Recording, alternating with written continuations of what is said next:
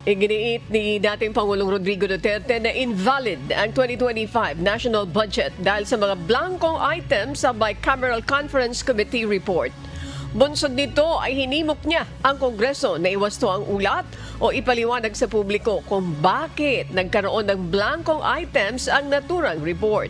Dagdag pa ng dating Pangulo, dapat tumaksyon ng publiko kung hindi maayos ang issue lalo na't may mga tinapyas na pondo sa Department of Education o DepEd at zero subsidy para sa PhilHealth.